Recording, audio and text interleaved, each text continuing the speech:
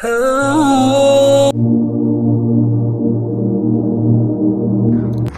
আলাইহিসসালাম মহান আল্লাহর প্রিয় এই নবীর পৃথিবীতে আগমন ঘটাতে দাম্ভিক ফিরআউন কত হাজার হাজার শিশুকে হত্যা করেছিল।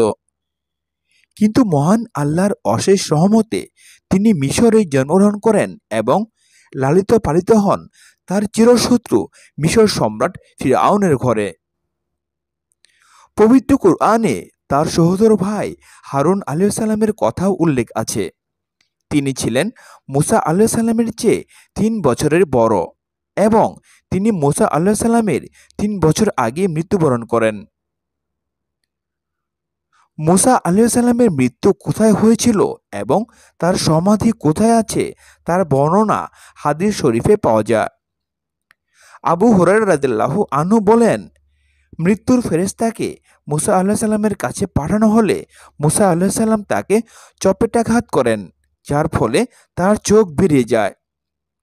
তখন মৃত্যুর ফেরেশতা তার প্রতিপালকের আল্লাহর কাছে ফিরে গিয়ে বলেন, আমাকে এমন এক বান্দার কাছে পাঠিয়েছেন যে মরতে চায় না। তখন আল্লাহ তাআলা তার চোখ ফিরিয়ে দিয়ে হুকুম করেন, আবার গিয়ে তাকে বলো তিনি একটি ষাঁড়ের পিঠে তার হাত রাখবেন। তখন তার হাত যতটুকু আবৃত করবে তার সম্পূর্ণ অংশের প্রতিটি পশমের বিনিময়ে তাকে ১ বছর করে আয়ু দান করা হবে। মুসা আলাইহিসসালাম এ কথা শুনে বলেন, হে আমার রব, অতঃপর কি হবে? মহান আল্লাহ তাআলা বলেন, অতঃপর মৃত্যু। মুসা আলাইহিসসালাম বলেন, তাহলে এখনই হোক। তখন তিনি একটি পাথর নিক্ষেপ করলে যতদূর যায় বাইতুল মাকদিসের ততটুকু নিকটবর্তী স্থানে তাকে পৌঁছে দেওয়ার জন্য আল্লাহ তাআলার কাছে নিবেদন করেন। আল্লাহ রাসূল সাল্লাল্লাহু আলাইহি সাল্লাম বলেছেন, আমি সেখানে থাকলে অবশ্যই পথের পাশে লাল বালুর টিলার কাছে তার কবর তোমাদের দেখিয়ে দিতাম। বুখারী হাদিস নং 1339। এই হাদিস থেকে প্রমাণিত হয় যে মুসা আলাইহিস সালামের সমাধি বা মাজার বাইতুল মুকাদ্দিসের উপকণ্ঠে। পৃথিবীতে মুসা আলাইহিস সালাম কতদিন হায়াত পেয়েছিলেন তা নিয়ে মতানৈক্য আছে। কারো কারো মতে তিনি হায়াত পেয়েছিলেন ৮০ থেকে ১০০ বছর। কিন্তু আল কামিল ফি তারিখ কিভাবে ভাষ্য মতে মুসা আলাইহিস সালাম ১২০ বছর হায়াত পেয়েছিলেন। মহান আল্লাহ তাআলা বলেন, হে মুসা, তুমি তার লাঠি নিক্ষেপ করো। অতঃপর সে মুসা আলাইহিস সালাম তা নিক্ষেপ করল। সঙ্গে সঙ্গে তা সাপ হয়ে ছুটতে লাগলো।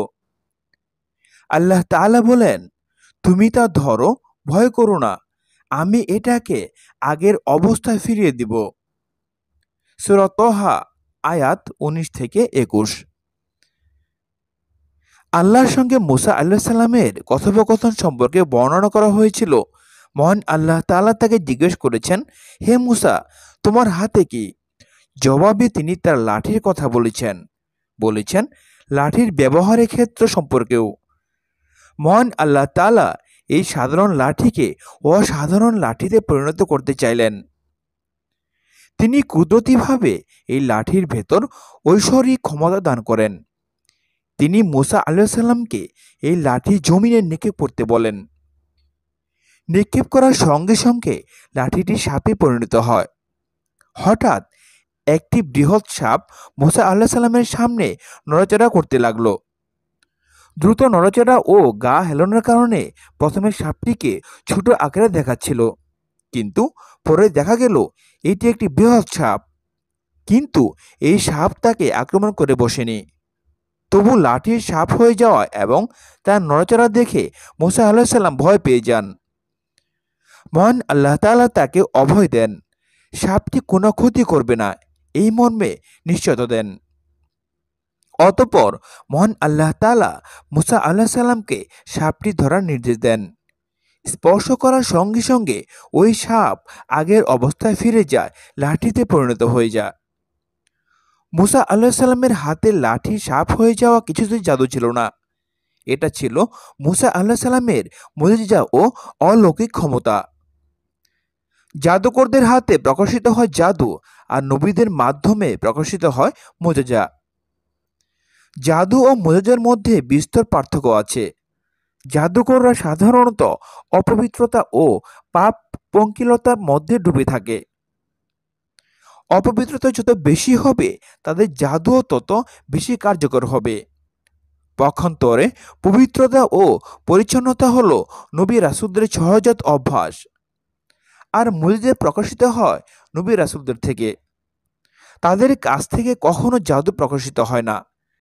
জাদুর ক্রিয়া ক্ষণস্থায়ী, কিন্তু কোনো কোনো মুজিজা অবশিষ্ট থাকে যুগ থেকে যুগ পর্যন্ত, এমনকি অনন্তকাল।